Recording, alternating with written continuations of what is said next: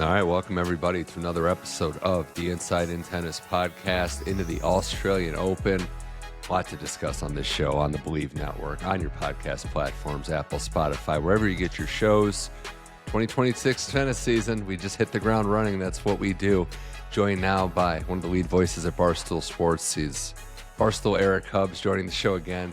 Hubbs, it's been a while since we've chatted, but the time's flown right by, and I know you're the one that is built for these night hours. This has been your favorite major for so long, but we appreciate you coming back on the show.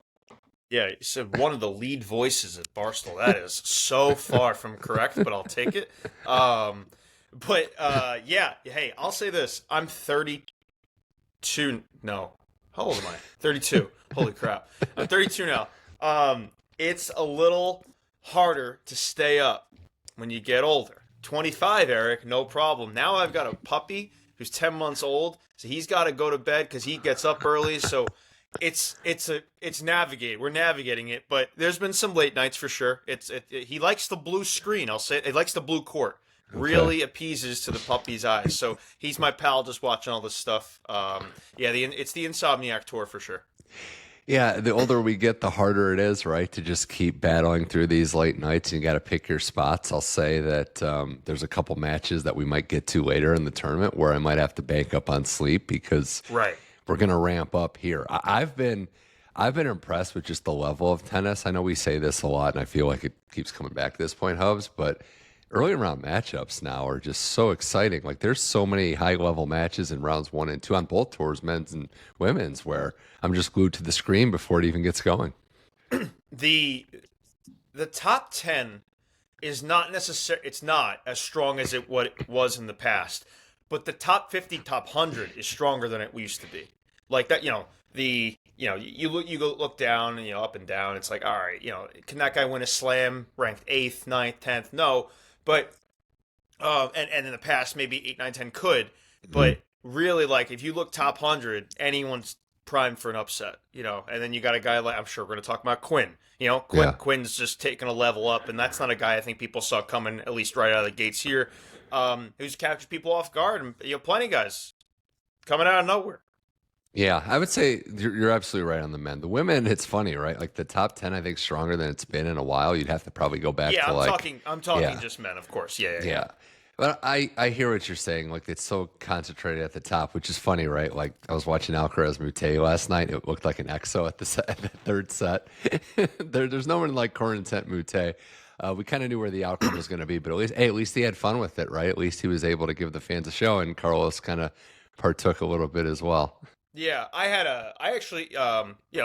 it's tough to get my tweets to really pop off on Twitter with tennis because my audience is really baseball centric and Barstool, all that. But every now and then they do. And last night I woke up and the one I had about the Carlos match did pop off because I thought it was ridiculous. Like, I want the sport to grow. I promise this will make sense. Right. I want the sport to grow, and yes, I know ESPN wants you to get ESPN Unlimited so you can watch all the matches and all that, and that's been a big sticking point. And guess what? I have it, because I want to watch I want to watch college basketball and all this stuff, and it's, Yeah. But for the average viewer, they don't have that. And when ESPN2 is showing the Australian Open, I want them to show the best matches. I think that's the best way to get the audience in. It's not necessarily to watch Carlos Alcaraz absolutely murder Moutet and it not be any, like, there was never one moment. I'm with you. Yeah, Medvedev was in the 5th set against Marozsan. Bro, it was was fantastic. Medvedev's coming back from the dead there, and then they're exchanging breaks in the 5th. Like, that's the most important match. And Medvedev is a former, obviously, champion of this tournament. So I thought it was crazy to just let's just stay focused on Carlos up 2 sets and a break against Moutet. Come on, man. I know. Like, that's not getting anybody. You're gonna show. I get how big of a draw Carlos is. You're gonna get plenty of Carlos later in the tournament when the matches, when he's under pressure here. That match was over, and then Coco was struggling obviously against Baptiste. That's fair, sure. But eventually but not usually Coco, but any like American, they are so obsessed with showing the Americans, no matter what. Like, who would it be? Like Pagula, like destroying somebody. There's better matches, man. There's better ways to excite. People are gonna fall asleep with they're watching those matches. So I just hate how they do this a lot, and it really bothers me. Not because I'm not watching, because I have a laptop. I'm capable of watching anything I want at any moment. But the average viewer that's their chance, and you don't get them now. Right. It's not really growing the sport. A growing player fan base is that, you might not know. We know, obviously, because we're sickos, but at the other end of the spectrum, there's a lot of great players that don't have the following, and all it takes is a run like this. Yeah, it's hard, right? Because when we talk at this point in the Slam Hubs, it's always like, oh, the stars are just rolling along. You could say that about Sinner, Alcaraz, Djokovic, of course, but you want to try to look for things. I think that the talking point for Djokovic has been draws kind of nice and that he's older, but obviously looks pretty fresh. And I think part of that goes back to he took a lot more time than normal. He was healthy at the end of the year. He didn't play the ATP finals. It feels like the first time in a while I can say both those things, that he took an extended break, and we'll see how it goes as the tournament progresses. Yeah. It is funny, but also kind of sad that he is the clear number 3 at these tournaments. Yeah. I know. It's like, what are you going to say? Maybe like, yeah. You want to say Ben? Okay.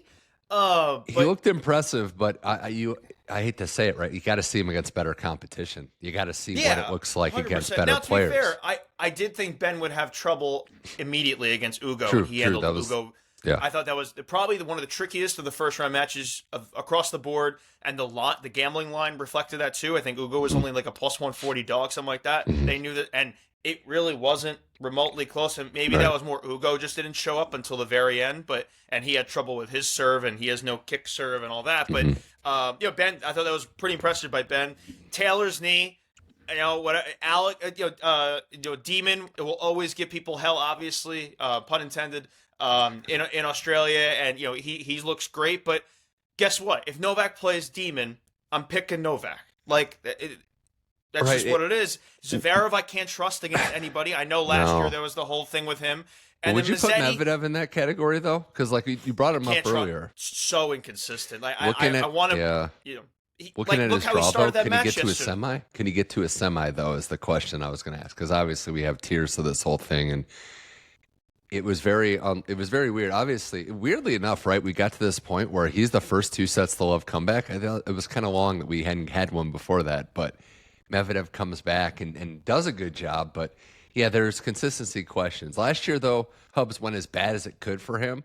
Yeah. I am liking what I'm seeing so far, and I just wonder if there's an opportunity. He's got a tough match next round, obviously, but could if be he can get with back the full to the basics. First off season with the new coaching regime. Right? Because was that change made last year? Yeah. Yeah. So he's adopting whatever the new tactics are and embracing them. I still think he's never taken enough time to fix his serve and make it and beef it up and that's what I really think hurts him. And he's a crazy Russian scientist out there, and he'll rush himself and double fault and let a guy back in, no problem. But I don't know. I think the way, obviously great that he had pulled off the comeback. But to put yourself in that kind of hole that early, that adds mileage. And I know he's not necessarily a guy. He's pretty physically fit. That's really never a problem with him, cramping and all that. But you always want to avoid that stuff. He's not getting any older. Not going to get any younger. He's about to turn 30. You wish you didn't have to go through that. Granted, his opponent has been on quite a run the last few weeks, and worthy of probably giving him a test. I thought his level to start the year has been excellent. Medvedev had 11 breaks last night, so it was kind of a seesaw match, but he pulls through. He's just chugging a little shots of pickle juice on the side to keep it going. So whatever works for these players. It's about to be 104 degrees today as we record this. Dude, the weather's crazy there. And I know it can change here too, but it's you look at the daily forecast, it's a high of 75 or 69 here today, and that's 105. How do people exist out there? It's crazy. It's going to be brutal. But the match he has next, and we'll talk about it all at the end of it, but one of the stories for me so far of the tournament, Learner Tien looks legit. And I've always been impressed. I mean, he came out of the scene on the national stage last year, beating Medvedev in the Australian Open. But for a Learner, he's always been somebody that in his recent run of wearing players down, being very smart, cerebral. he's added some pop to his game, working with Michael Chang. He's hitting a lot more winners, and he's showing a little more flair. I really think that he's got potential to keep rising up the ranks, top 15, top 10 even. It's all on the table. He's got Medvedev coming up next. But what have you seen from Lerner, one of these Americans that is on the way up and ready to push some of that older guard out? I wasn't actually in love with his game last year, and I thought, I thought there was a ceiling, and he's kind of making me eat my own words a little bit, and he's got some game to him, and like you said, a little more pop, plays smart tennis. He has a plan out there, which I definitely appreciate rather than just fucking going out there on a fly. I think he's going to beat Medvedev. I think he's going to do it again. Yeah. Well, wearing down Medvedev last year the way he did it was shocking. And he's built for 5 sets in the chaos and the heat. Nuno Borges He likes to customer. work with a crowd too, which I appreciate. Yeah. He can play a crowd really well. Like Borges is no stranger to brutal conditions, very tricky. I think he's got 6 top 20 wins. Like he's done well, and the way he won that match was impressive. I think Lerner's someone, playing a lefty is a little tough as well, but he's on that list. But if we're talking Americans and people to hype up, you got to mention Ethan Quinn, right? Because that's a leap that he's taken, and kind of dusting Hubie to the side the way he did it with his forehand. He hits it, and it's a legit weapon. You have to have weapons. Like we always talk about in the men's game. You got to bring something to the table, and Quinn's got something. And under the tutelage of Brad Stein, similar to Tommy Paul, we're starting to see progress for this young pro. Yeah, shout out to his coach, friend of mine, Brian Grabels. He's been working hard with Quinn to get him to this level, and the hard work is paying off because I think he's surprising everyone on tour with how he looks, and people kind of he was a bit of an afterthought. He wasn't really getting anywhere. A little bit similar to Tommy. And Tommy was ranked higher when he was stuck, but Tommy couldn't really get past the top 50, and then all of a sudden it kind of snapped, and that's kind of what's happening with Quinn in a little lesser of a sense, but it's kind of all happening for him, and it's fun to have a new kid on the block who's this guy can possibly make it to a second week. That's pretty cool. Think about how crazy life changes for these guys. You could say, yeah. Spizzirri is the same way. Both are national champions. Both came through the college ranks, which, by the way, college ranks just tearing it up. We have so many college guys that are just still alive here. You love to see that. But these players that had to grind through challengers, had to really lose for the first time. They've been the best at what they do forever. And then they get to the pros. It's all right, get ready to start taking L's. But now that they've built on something, both Quinn and Spizzirri went into the offseason. Neither had really played the main draw before, I believe. I know Quinn had, and this was his first time in Australia. But he's got a proper offseason. He knows he's got direct entry, how stuff changes, how there's clarity and not having to just struggle and suffer. And he's rolling with confidence. It's funny how things can flip so fastly, but, he is just in a great really spot. Funny. It's really funny because he's still just 21 years old. But he gave, I don't know if it was after the last match or if it was after Greek Sport, but he had talked about what has changed, and he goes, just being on tour and understanding the regiment that I've got to have for these slams, what I'm going to be obligated to do, talk to, because they get put through the ringer when they first arrive to these tournaments, and you got to talk to, media day is stressful, and then who else is trying to get time with me, and what family members are here, who do I have to see, and then you got to worry about training yourself and getting ready for matches, and it's a lot to kind of digest of how do I construct this to the best of my ability where I'm not overwhelmed. And I would imagine, I've never been a pro tennis player, but I imagine it's a little bit of trial by fire, and you kind of learn what works. And he kind of seemed like he's figured that out, which is huge, obviously, because now you're not overwhelmed with these tournaments. And hey, 3-0, 3-0 to start. Pretty against not schleps. Greek Sport's a mess in his game, of course, but Hurkacz looked pretty good in his return here. So it's a fantastic start for him. Huge wins for sure. And a straight set win doesn't. Well, you watch the matches, you realize that was a tight match until the third set. He had to win some clutch points. He had to save set points. He was. Those sets could have gone anyway. Yeah, for sure. Oh well, Greek Sport was one way traffic. But for Hurkacz for sure. Mensik next is going to be, that's a test. That's great. I can't wait for that one. Mensik, who had to survive early, almost lost to Karina Busta, had to battle. That's a match probably loses last year, given what had happened in the slams. And I feel great, but also bad for Spizzirri because it's Sinner next. So it's like, oh, great job. Here's the end of the road. Hope Let's I'm wrong. See if you can give him let's see if he can win. He's not going to win a set, but let's see, I don't know, make it 6-4. I don't know. Don't get broken. How about this? Don't get broken your first service game. Survive the first service game and then see where you go from there. Yeah, it's not going to be great, but it's been a very I've been happy for him to get through to this point, and because he didn't have to qualify. No, he got into it, but he beat Fonseca. I had a good feeling. I gave that out as one of my picks that he was going to beat Fonseca and Wu. A little tricky. But actually, he almost blew that, right? Yeah, he did, and that's the part where it's like we wouldn't have picked him either way in any capacity against Sinner. I'm assuming, but having to go 5 and then Jannik up next is just the tough. Recipe you want. It's tough. Nope. Well, if you're talking Americans quickly, just got to mention there were doubts. Doubts have been extinguished, at least this far, for Tommy Paul, right? Coming in injured, had an issue at the end of the year. Yep. Re-upped, rehabbed, got back to normal. Again, Fokina retired. It wasn't his best night, obviously, given how that match went. But Paul's serving great, and he's being efficient. And those are the things you look for in A, slam success, but B, also, Hubbs, trying to just conserve energy when you got Alcaraz up next and you want to accomplish things like Paul getting in and out, playing efficient tennis, serving well is great to see. Dude, 100%.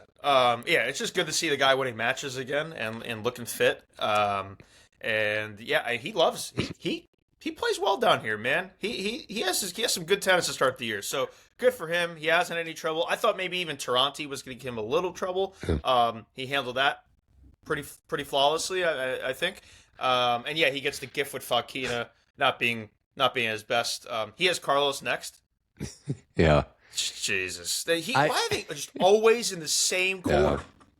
Well, I don't know. That's not going to go well. I like as a tennis fan that they play each other because it's fun points. But if you're supporting Tommy I'll say as this: an American, Carlos doesn't like to see him because he knows he's got to work for stuff. 2-2 on hard courts. That's the head-to-head on hard courts. Right. So. I'll say like that. Like I'm sure Tommy would love to avoid him, but there is familiarity there, and he knows how to beat him if it goes his way. Carlos is like, this is not a slouch by any means. But is it weird to say? Is it weird to say, from my perspective, I think it might be better for Tommy to get him now, as opposed to I know it's crazy to say, but he's fresh, hasn't had the miles. Let's get him. I got my best game plan for Carlos now versus later when I might be worn down a little bit. Yeah, but at the same time, Carlos is fresh, and that's true. That's a nightmare in itself. Realistically, the answer is there's no good time to play Carlos Alcaraz. No, never a good time. Well, more with Barstool Hubbs here on the Inside In Tennis podcast. We're talking 2026 Australian Open, and with that, we got to talk about maybe the storyline. I might have undersold it, but Stan the man still going. He's got Taylor Fritz coming up tonight as we record this, but wins 2 matches in his final Australian Open. Got the wild card he deserved. The last match over Guy, 20 years younger, literally half of his age. And he outlasts him in 5 sets. I've always been a Stan fan. I've always been partial to the old guard Hubbs, but that was cool. If it ends that way, if it's one-way traffic in Fritz, I don't really care. He had his moment. He had his adoring, much-deserved moment in Australia and proved he still has some magic. Who the fuck does this guy think he is? He can just stroll in here like this. 4 hours and 40 minutes or something? 4:34. And he doesn't just outlast Guy. Guy's breaking down. He's physically outlasting him. Is he 40 at 38? What is he? What's Stan? 30. 40. He's going to be 41 this year. So, yeah, that's nonsense. That's all you can ask for, right? He's not winning the Australian Open. He's not getting to the semis, but you want an iconic win like that where you're coming back from 2 sets to 1 down and winning in a tiebreak and dominating the tiebreak and physically just outlasting a guy who is literally half your age. That's so cool for Stan. The backhand, by the way, that backhand down the line to win the 4th was so, that's the moment you want for the whole year. You're like, can I have that one moment this year going to 2026? I just want to have a set walk-off where I hit the backhand down the line, and he did it already in January. It's going to go down as one of the best shots, individual shots, his one-handed backhand that we've seen, our lifetime for sure. Yeah. And I just love the fact that he's enjoying it too. Like he's always been buttoned up. He's always been more reserved, which I get. I totally understand it given what it takes to be a pro player, especially in the era that he had to come up in.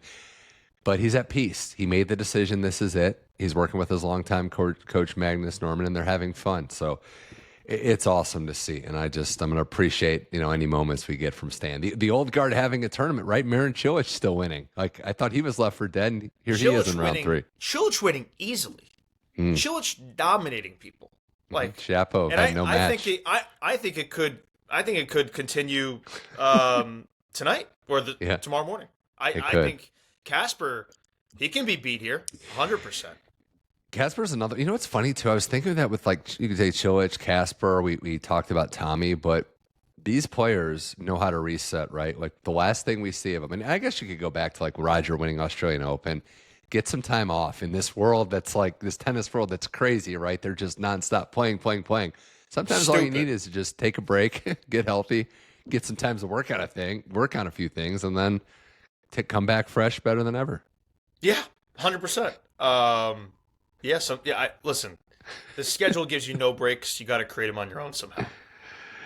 Very funny how Bublik was saying. Did you see his quote about that? Yeah. He's like, I learned that if you're just better, you get more breaks. All right, whatever works, man. It's great to see him. Well, I'm such a Bublik guy, and this locked-in version of him, it's it's a little bit of a comparison to when Nick had that locked-in year, but obviously he's still erratic. Bublik locked in. He's pretty just locked in. There's no screaming at his coaches and all that. The only thing he'll do is like when a guy's playing well, he'll be like, "This guy doesn't do this against anybody else," which I always appreciate. I think he does it. I think he has that like moment on the court like 6 times a year. He goes, "How is this guy top 100? How is he not top 10?" I get the comparisons to Nick. Nick would redline in majors and show that elite game and heat up, but Nick's ranking never got as high as Bublik is now. Nick was never in the top 10, so it's like Nick got close. Nick got to the teens though, right? Yeah. Nick got like I want to say 14. Right. So what Bublik's doing consistency-wise, like it's crazy. He's fit now. Like you watch these matches and he's not gassed. He's really built. You can tell he put the time in, and I love how he plays, but I also love his approach. I love what he says. Right? He said, I don't regret my past decisions because it led me here. It's very mature and wise, which is crazy. If we had this talk a year ago, we'd be like, what's going on? He's a great family guy. He always speaks highly about his family and his kids and being there. And honestly, if you look at his arsenal, what's he bad at? Nothing. He has a rocket serve. The only thing is the mental game with him, right? It's like if he just slips a few points and rushes a few double faults, but those don't really happen so much anymore. But he good ground strokes. He's got a delicate net game that he can play. He's pretty all around, just tough to beat, and you're seeing it because he's locked in, and he's pretty much beating everyone besides Sinner and Alcaraz. I know, and he got Sinner last year on grass, so right. Which it is kind of crazy, right? Because you looking at the men's side, you have the seeds handling business, but we're still primed for some round 2, round 3 upsets, whether or not they're crazy in the betting markets. But Cerundolo taking out Rublev, I know Norrie gave Zverev a match, and Demon and Demon just dusting Tiafoe, but once we get to round 2, round 3, the seeds start going. You do, and I know you know this as a betting man, but you kind of got to look at the numbers and the markets, not just the numbers by the seeds, because there's some dangerous players floating in the late seeds, early unseeded players. Oh, 100%. Yeah, I mean, I know Cerundolo isn't a number 75 in the world. He's respectable ranking, but if you going the last night, he was even money against Rublev. I think that screamed what was going to happen there. He just out forehanded him. His forehand's a weapon, and he did it better than Rublev. And styles make fights. There you go. Yeah, but so far it's been a pretty not boring, but there's really been no the Stan match, and then last night with Medvedev are kind of the ones that really stand out outside of obviously the Spizzirris and Quinn's making noise, but hasn't been a crazy moment yet, but that allows us to have a Tommy Paul Carlos Alcaraz match and Zverev against Cerundolo coming up, Cilic tonight against Ruud, Mensik Queen, That's March Madness, right? when you don't, Yes. sometimes it's better not to have those early upsets because you want better games later. Yeah, But, I mean, hey, and look what happened last year. You have like the 4 best teams in the Final Four, and it made for great games. So, Yeah. it is an age-old question of what would you rather? You know, the Cinderellas, the start, that kind of don't give you the best finish in the world, or it's a pretty boring start, but then you get absolute slobber knockers from rounds 3 and on. I lean the second option. All right. Well, speaking of that, it's a great way to segue to the women because we're gearing up for some slobber knockers. We already had a few, but we're gearing up for some great ones. Mention the depth and the top 10 and beyond. I want to start with the number 1 player in the world, Aryna Sabalenka. She gets by Potapova last night. Not her best performance. I think that's safe to say. But a match that I think also safe to say she probably loses in spectacular fashion a couple years ago. But mentally able to just snap through, get through it, find her zen, find her happy place, and setting up a match with Victoria Mboko in round 4, which I love this. Mboko so beating much. Tauson, which, by the way, my favorite match so far, men or women, of the tournament was that match last night. I think Tauson's great, how she dug deep in set 2, saved match points, and then how Mboko flipped the switch, wouldn't let that get her down. That was exceptional. Mboko goes through and gets the world number 1 as a result. 19-year-old losing that second set the way that she did, where she had the chance to put it away, and to end up resetting and winning 6-3 in the third is incredibly impressive, and shows you that Mboko is just going to become, she's already obviously up there in the rankings, but she's going to be top 5 at some point soon. Like that is how much talent she has. And she's got that strapping on her legs still, which I don't know if I've heard what it was, how serious that is, but this is the kind of early round matchup you get when you don't have those early upsets. When you don't have Tauson or McNally beating Mboko, like you get Sabalenka and Mboko. Yeah. This should be fantastic. It should. I really do like where we are with this next generation of players, right? Iva Jovic last night beating Paulini. Another one where the books had it pretty close because they kind of knew that this was a possibility. If you bet Paulini last night, I don't need to hear gambling picks from you. That was a dead on. Jovic was going to win that. Well, look at these young players, right? You had Mboko, Tauson playing great, Jovic looking good.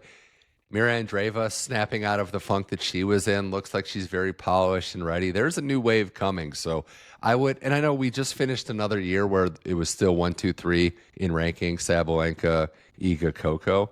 And they've been at the top. We got Rybakina in there too. And Anisimova came in her way up. But there's young players, man, on the women's side that are going to be knocking and bursting down the door very soon. Yeah, this is, it's way more.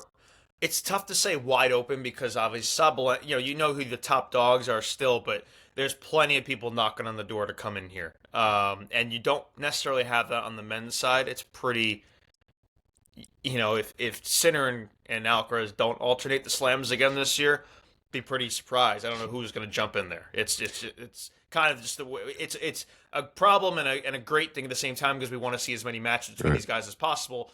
But it is fun when, on the women's side, it's any, I think Sabalenka could lose to Mboko. Like, I really think that could happen. She could. But the strapping on the knee is a big issue for me because it doesn't sound good. And it sounds like and I commend her admirably, right? She's playing through it. She's gotten through it because she knows this is a huge opportunity for her. But it sounds like it's been a thing that she's been dealing with. And I don't know if being any kind of wounded person out there is a good strategy against Aryna. And I also think the thing with Aryna that has impressed me is like the Djokovic and Federers and Nadals in the past, she's proven she can throw away a bad performance last round, reset, and then look like the best player in the world next round. So she's not going to win. She'll laugh that off, basically. Yeah. I'll say this, the odds certainly reflect that Mboko has a chance in this match. Yeah. That's all I'll say. She's only 4-1 dog. I think that is a lot of respect. There's a lot of respect in Mboko. And maybe this knee thing is an issue, but I think if it was a bigger issue, I think Sabalenka would be going off minus 1,000. Boy, even Jovic too. I just think you got to pay attention to her because of how her approach. What stands out to me, Hubbs, is just how professional she is. She talked about leaning on Djokovic, seeking out his advice with her Serbian Croatian background, and watching that match against Paulini, another player, right, served for the match twice, couldn't finish it out, just wins the tiebreak. Like, how many times have we seen young players, or old players too, just unravel in that situation? Yeah, very resilient, very mature mentally.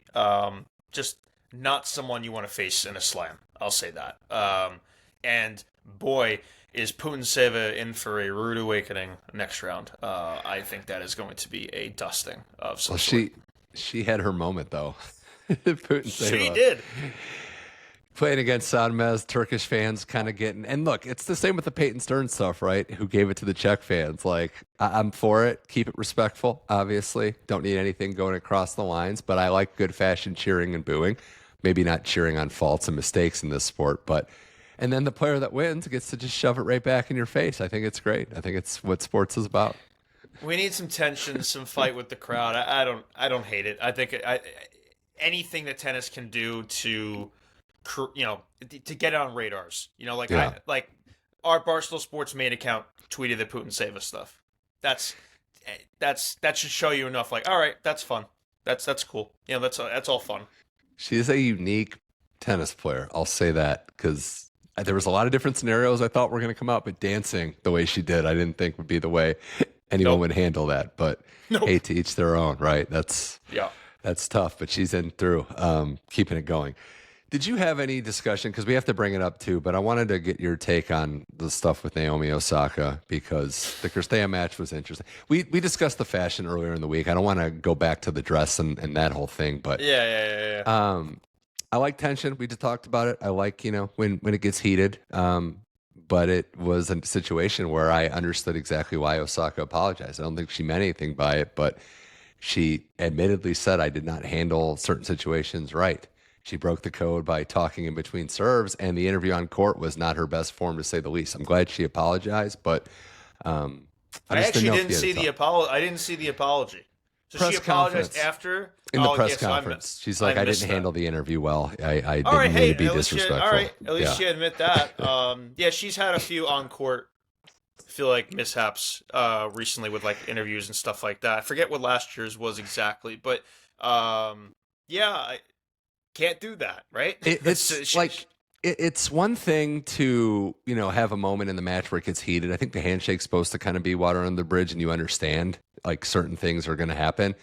Jana Rubin, who I know is a colleague here, gave the interview after, and she's a professional. She was trying to give her the off ramp. Even, it was funny, I was thinking about this. Kyrgios Tsitsipas, when they were hitting each other with the balls in that crazy Wimbledon match, on court, even Nick. I've never been known as a Nick defender for a lot of things, but even he was like, it's a competition out here. He's a great player. You can give that answer and still keep it moving. Right. I just, and the other side, there's a way to diffuse things, and there's a way to not. And she definitely chose the other side of it. The other side of it too is like, I like tension, but we know what would happen if the roles were reversed. And if somebody pulled that on Naomi, she would justifiably be upset about it. So, I think she's a threat, though. I think she's a threat here in this tournament. Has a nice little draw. I thought she was going to lose that match. I'm shocked she pulled through. So at this point, good for her for still being in it. Who does she have next? Ingles, the qualifier Aussie engaged woman. Oh boy, that should be a fun little. That should be fun for the crowd. That's the thing, right? Like this is why these tournaments are awesome, because on paper you're like, wow, Naomi, what a draw into the round 4 with this. But she's playing an Aussie. She's playing someone that's going to have full crowd support against a very popular player who's maybe not used to having the crowd not be on her side. So I'll say this. I watched that Ingles Siegman match. That was unbelievable by her to pull that out. That was just crazy. And, maybe Siegman didn't play her best at the very end there. But I was pulling for Ingles. And if she can bring that level, I know she's played 2-3 setters just in her last 2 matches, I believe. She also qualified, right? Yeah. So she's got a lot of matches underneath her belt. Maybe she's a little tired, but how old is she? She's up there. She is 28. Okay, she is 28. If she starts the match competently, crowd gets behind her, that could crumble Osaka. Oh. Shout out to some upsets too. Bartonkova beating Bencic. I think that might be the biggest money line upset of the tournament on the odds, but that was huge for her too. So we've seen some pretty good storylines in Australia. 100%. But not too many upsets that will allow for some bangers that are about to happen here. Winding things down with Barstool Hubs on the Inside in Tennis podcast. Yeah, there's so many good fourth round matchups, third round matchups still finishing tonight as we record this here on the Inside in Tennis podcast. And before we get to round 4, got to give a shout out to somebody else, Karolina Pliskova, back from a hiatus, a long time out, and just ho-hum into round 3. Yeah, forgot about her, hand up. Just totally forgot that she was a thing. And yeah, if she can get right again, that's another player you throw into the mix in that top 15, top 20 bucket, or at least level-wise that she can get to. That is a problem, especially with her serve.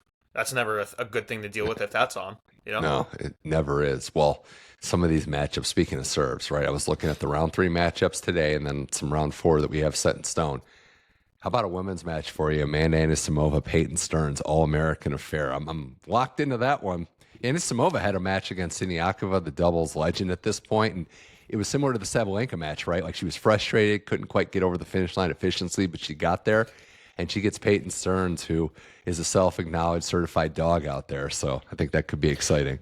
Yeah, first of all, I'm just ecstatic that Amanda has found this consistent level, and she is kind of reaching what her potential could be. And that is a deep run into virtually any slam. Because she's always had the talent, and obviously she has had a lot of stuff happen to her in her life to distract from, being a really, really good tennis player, and understandably so. But she seems to really have found a locked-in balance that is really working for her. And she has as good of a power game as anybody when she's painting lines and redlining. But Stearns is a tricky matchup, and she can get a lot of balls back. And she does not get intimidated, and she will be strong in this match. I would predict that she wins a set. Yeah. I don't think Anisimova wins this easy. I think she does win it. I think Stearns wins a set. I agree with that. I'd love to see it. A long 3-set match, a gutsy win. I do think Amanda comes through. It's the best backhand in tennis, though, right now, I think. I just love watching it. It's phenomenal. It's automatic. It's borderline. It's just, don't hit it to that side. She will put it in, no problem. Paint it wherever. So how about contenders? And I want to just group them together. You got Rybakina takes on Valentova, who's, coming up playing very well. That's a tricky one. Yep. Iga plays Kalinskaya. They've played some bangers in the past. That was correct. That's U.S. Open last year, right? Yeah. She have her dead the rights, and then she just completely. Yeah, I lost money on that one. I think I remember that correctly. But no, I think Kalinskaya is going to be right in this match. Upset potential. Yeah. I think it's there. I think she wins a set as well, similar to Stearns. I don't know if she pulls it off, but this will not be straightforward for Iga. Well, I was wondering, too, because we got the Americans we didn't mention on the women's side, Pegula, who's still trying to battle. Interesting couple days for the Pegula family. And taking on – we're not Bills fans, so we can laugh about this. But you think Philip Rivers and her are going to have a conversation in the next few days? That would be fun. I don't know. But, she's playing a player that wasn't expected to be here. Keys has Pliskova, actually. So these Americans, and she's the defending champ. So Maddie trying to, and I think she has looked well, dispatching of Kruger. But some of these Americans, too, that aren't really talked about. Do you think they should be kind of discussed more as legit contenders, especially the defending champ? Yeah, but I bet they like that they're not being talked about. Just slide under the radar and keep winning matches and keep stacking wins and get as deep as you can and then let the noise pile on. But right now, just stay under the radar and don't have any pressure under you. The Pegula match coming up, I watched that Badoza, is it Cilic Miteva? I don't know. Cilic Miteva, yeah. Yeah. She's a tricky opponent. She lefty, pretty decent serve that gave Badoza problems. I thought Badoza had multiple chances to come back into that match, and she wouldn't let it happen. That was like for it to not even go 3 sets, I think was very impressive. Because I don't really even think Badoza played too bad. It was more just like Mitova was just really good. But Pegula handled Kessler pretty easily. That she can be a challenge, no doubt. But yeah, I mean, hey, just let these American women cruise on by, and we'll get somebody else in the finals, I'm sure, as we're due for pretty much every tournament, every slam right now. The women show up, man. American women, they don't disappoint. You just said so many All-American matchups you've already had, right? Like there's just been American women versus American women all across the board already. So much depth there. Yep. Boy, speaking of bangers, so many men's matches today. I can't wait for the tennis to start. Musetti Mahach, great. Musetti is currently in the live rank 3 in the world. Now, there's still a lot to discuss about where players will go, but Mahach has been playing great. One of the best starts of the year. Hasn't lost a match yet, so that's exciting. We mentioned Stan Fritz, Stan versus Taylor Fritz. Like, what is that going to have? How healthy is Fritz? I fear that's going to be fun going in, and Fritz handles him pretty good. As a betting man, would you say that one of the trendier picks, usually in these type of matches that I notice, is just the Stan kitchen sink first set? Like if he has to win the first set, because I feel like he kind of knows that. Like he just Taylor went 5. also can start slow for sure. Yeah. I don't hate that. I would lean more to just lean on Taylor for a route here and just, hey, let's have an easy match. And this guy, I don't want that though, and I like Taylor, but I know. But I that's just kind of where I'm. I think Taylor is going to handle this pretty well, but I could be wrong. Would you say the same for Shelton against last year's darling Valentin Vacherot, who still doesn't go away. He looks the part. He looks like a top 30 he's guy. He's just really good. This guy's just awesome. I don't know. That's a banger. I am so excited for that. Hopefully we get a few tie breaks in there with the big serves and all that. Vacherot, man, it's crazy. It's just not a blip on the radar. Like if you met him and you had him at the Barstool Studios in New York, would your first question be like, what were you doing the last 5 years? Who are you, dude? What's going on? Where was this? He's 27. He's not a spring chicken by any means. Is there a reason where he's been? He had some injury stuff, but I think it's just something unlocked recently. I don't know. He's a very dangerous player. He's he can do a lot, man. He is not just one serve either. So, him and Ben, that could be a 5-setter. Ruud Cilic tonight, as we mentioned, and then Jakub Mensik, Ethan Quinn. So this is a true pick 'em for me as well. I think Mensik is showing some toughness, and he has the serve too. I think that will be a match with the tiebreak props are coming. I think both these guys are going to hold serve a lot, and I feel like breaks are going to be at a premium in that one. I have something to admit. The Jodar Mensik match, I thought they were reversed because Jodar is good. Someone was wearing orange, and the other person usually wears all. I think Jodar was wearing orange, and Mensik loves to do that with head to toe orange, and they kind of look a little similar, from afar.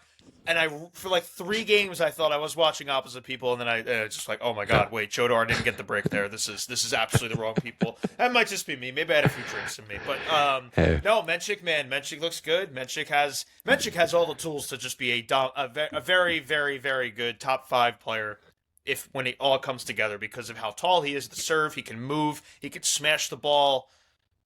He needs to probably get a little better with the touch game and mental game with closing out matches. But he's dangerous. Women's side, round 4 that we know of, already bangers. We mentioned Mboko and Sabalenka. Coco Gauff, Karolina Muchova, who's just still here, just still doing it. I love watching her play, and that's tricky, especially if Gauff has serving days like she did last night. This could be a very interesting, intriguing matchup. Yeah, big time. Muchova is so dangerous. Someone I always like to pick. All court game. Not a fun one for Coco. If she looks like she did against Baptiste, this will not go in her favor. Boy, Andreeva, Svitolina too. That's Andreeva. That's the one I'm looking at. That's the one. Because, and I know you're a fight fan as well. It's like in the UFC, they have what they call the gatekeepers. I feel like Svitolina is because she just wins. She's professional. She did it to Schneider last night. She just will outplay you and outsmart you on the court. We'll see if this newfound Andreeva mental clarity is still a thing. Because if she loses focus or gets frustrated, it could go bad fast. Yeah, Svitolina is relentless and a fighter and is never truly out of a match. And all kind of needs is one opening to erase a 5-1 lead and just get it to 5-5. And then you're all of a sudden in a tiebreak against her, fighting for your life. I did pick Andreeva. I was asked to make one kind of futures pick. I picked Andreeva to win her quarter here, solely because I thought Coco's side was a bit much, and we're seeing it because Muchova is right there waiting for her now, and that's not going to be easy. And I thought this was probably the toughest thing that Andreeva was going to face in her side of the bottom half of that quarter. So I do think Andreeva I'm a believer. I'm Okay. a believer right now in Andreeva. Right. I think she can win this quarter. And then on the men, so many good ones already. Tommy Paul Alcaraz, Medvedev Learner Tien, Bublik taking on de Minaur, which could be exciting. And Zverev Cerundolo too, which could have a lot of drama too. So look at those matches we already have. Like, it's just exceptional where we are for round 4. This is. Have they announced times yet? No, they haven't. No, okay. no. But there's no way Bublik Demon is not the 3 a.m. like Eastern time, right? That has to be like prime time because it's Demon too. They wouldn't throw him in the day. They did just go Alcaraz during the day, so they could go night for him with Tommy Paul. He's not playing that's not a big match for Alcaraz. Yeah. Like, I feel like the Aussie home guy they're gonna put at night. Right. But that's the one. You just listen to a bunch. Because you can go Sabalenka and Mboko. Oh, okay. I'm just talking. No, I say that could be the night match combo, and that could be pretty sick. Well, that would be. That's a great ticket. That's a fantastic ticket. Of all these, Bublik Demon is truly just a fantastic match. And the odds represent it too. I think it's pretty close to a pick'em. It's like very small, I think, to Demon. This would be a great test to see how good Bublik really is right now. I think then, you do that. I'm just going to play matchmaker here, totally guessing, probably going to be wrong.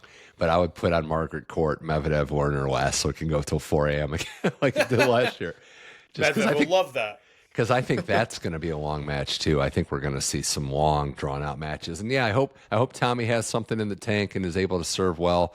He's going to need everything he can against Alcaraz, obviously. But it could be where we've been the last 2 years on this podcast, Hubs, where we're just staring at the inevitable Sinner Alcaraz. It'll be the first time in Australia, though, but could be another major final. Has Carlos never made a semi here, or is it the final? I think he's never made a semi. No, because Zverev got him last year. No, Joker got him last year. Zverev got him, in the quarters. Yeah, he's never got past the quarters. Wild. That's crazy. So, I think it's probably still a little foolish, even though he looks good and he hasn't played with anybody. But we'll see how it looks for his Tommy. But I think it's probably a little foolish to just pencil in those two here. You could pencil in, Sinner for sure. There's no one's troubling him. But so Carlos wins that. See, that's the thing. Carlos beats Tommy. He gets Demon Bublik. That's not easy. Especially is that where Carlos gets tripped up here? I hope not. I hope he's able to get to that final. But that's not an easy match. He would want Demon. I know the Aussie crowd, but he would want Demon. Demon doesn't have the firepower to bounce back with him. Bublik would be. I think played. I don't think Bublik and Carlos ever even played. I can't remember a match that they played. See, Carlos. But I do agree with you. Not recently, at least. I do agree with you that I think that Alcaraz still has to kind of prove that he's. There's very little he has to prove. But they have not played. How about that? They have not played. Wow. Well, I can't wait to see how this all shakes out. Hubs, this has been a blast. Always a pleasure to chat with you during the slams. Keep up the great work on Barstool. And as an added gift for you this past week, the Yankees signed someone. So that's pretty cool. Yeah, great. He's running back the same team. It's fantastic. While the Mets, Red Sox, and Dodgers just have that's a weak gift. Has it been lower for New York sports collectively than it is right now? Are we at the if you're a Giants fan, you just got Harbaugh, so that just changed your whole life. So at least the Giants I'm not a Giants fan. I'm a Packers fan. So I got my own issues there. It's not great. I mean, Mets fans are happy. I'm not happy. And now I got to move on Monday, and we're getting 18 inches of snow, so that should be so cool. But through and through, you'll have tennis, and you'll have the Australian Open. So we always got tennis. We appreciate you coming on the show. That's Eric Hubbs from Barstool Sports. Always a blast, brother. Can't wait to do it again. Thanks for having me. That was Barstool Hubs. This is the Inside in Tennis podcast. We're on all your podcast platforms, Spotify, Apple, iHeart, Amazon Music, you name it. Go find the show, download it, leave a nice rating and a review if you're so kind, and watch the video episodes on the YouTube page at Mitch Michals for more. We'll be back in a few days to talk more Australian Open tennis as the action heats up down under in Melbourne. For Eric Hubbs, I'm Mitch Michals. Thanks for listening to the Inside in Tennis podcast, and I'll talk to you soon.